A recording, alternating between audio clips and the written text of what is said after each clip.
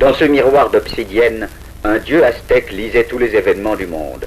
C'est Tezcatlipoca, au visage strié de nuit, maître et magicien du ciel nocturne. Le peuple aztèque, en observant le ciel, lisait lui aussi dans le noir miroir de son dieu. En suivant la course des planètes et en calculant leur révolution, il participait aux aventures mythiques de ses principales divinités. Leurs temples étaient aussi des observatoires. Sous la forme de la planète Vénus, tour à tour étoile du soir et étoile du matin, lui apparut son dernier héros civilisateur, Quetzalcoatl, le serpent emplumé. Dieu de la mort et de la renaissance, le périple qu'il accomplit dans le domaine souterrain de Tezcatlipoca, avec lequel il entre en lutte, est la principale partie de sa geste. Décrite en images dans le Codex Borgia, elle nous dévoile par son symbolisme une des interprétations les plus passionnantes de la nature et de l'homme que nous aient laissé les grandes civilisations.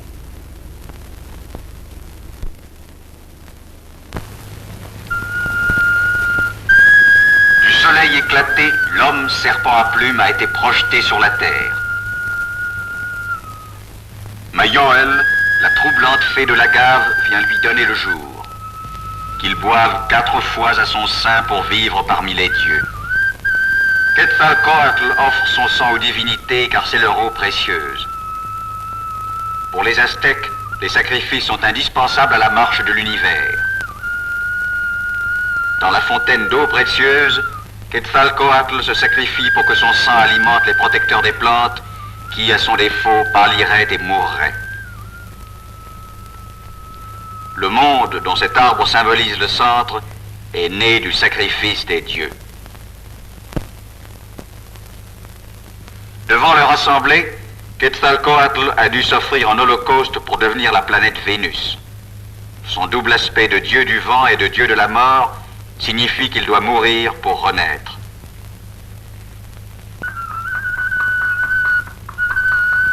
Quand l'étoile du soir n'est plus visible, c'est que Quetzalcoatl, pour renouveler son sacrifice, est descendu au monde inférieur au centre duquel gît sa momie. Il faut qu'il redevienne cendre afin que les serpents de vent puissent les disperser dans les 4 directions et que l'urne funéraire qui les contient soit gardée à l'ouest, tandis que celle qui contient ses os demeure au nord. Cependant, son esprit continue à vivre et entreprend son périple dans le monde inférieur. Il traverse le nord, gardé par la noire déesse de la luxure.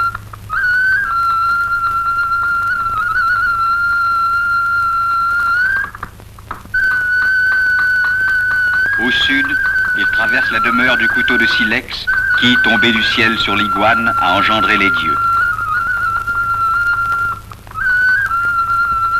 Sortant du séjour du couteau de silex, il arrive à l'ouest, par où chaque jour disparaissent le soleil emporté par son chevreuil, la lune que le lapin ronge sous la pluie, et le serpent de lait serti d'étoiles.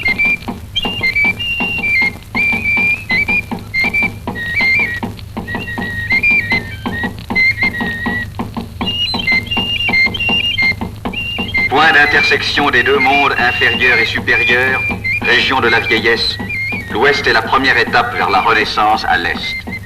Les guerriers morts au combat et les femmes mortes en couches y mènent une existence de délices. Après avoir accompagné le soleil du zénith au couchant, elles conduisent maintenant Quetzalcoatl, devenu l'étoile du soir.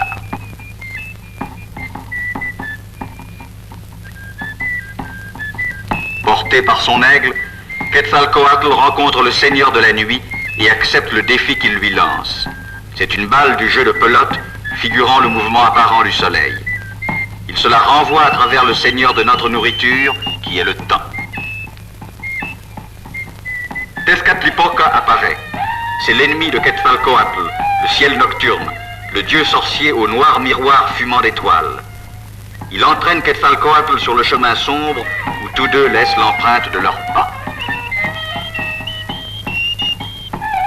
Puis Quetzalcoatl est avalé par le serpent de la nuit.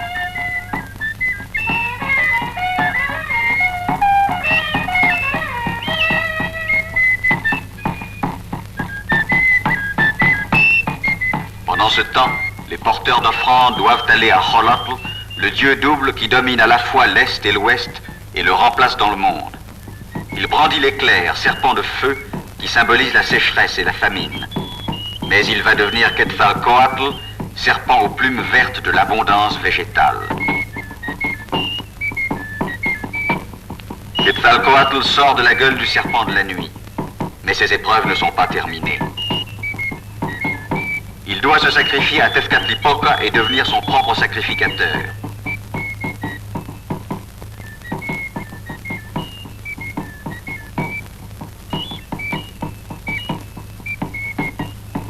Puis, happé par le serpent vert, il doit descendre au plus profond du monde inférieur où l'attend la dame du séjour des morts, protégée par ses hiboux. Elle lui indique le chemin de la résurrection. Il reparaît sous la protection des divinités de la terre qu'il extrait des crânes décharnés et le hisse, soutenu par le dieu du vent, au sommet de l'arbre de la Renaissance. Le maïs a suivi le même chemin et renaît à son tour porté par Quetzalcoatl. Les déesses offrent le festin du jeune maïs aux dieux assemblés.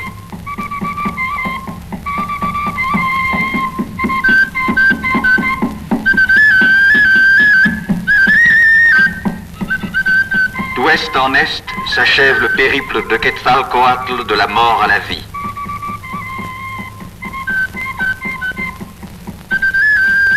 Sacrifié, il acquiert le pouvoir de sacrifier à son tour le noir soleil du monde inférieur.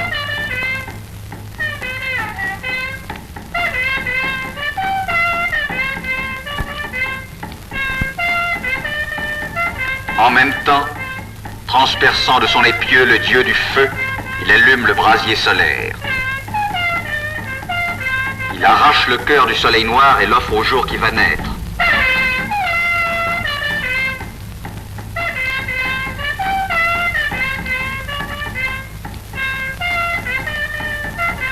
Entouré des 4 serpents de feu, il se jette dans le brasier qu'il a allumé et s'y consume. C'est le soleil levant.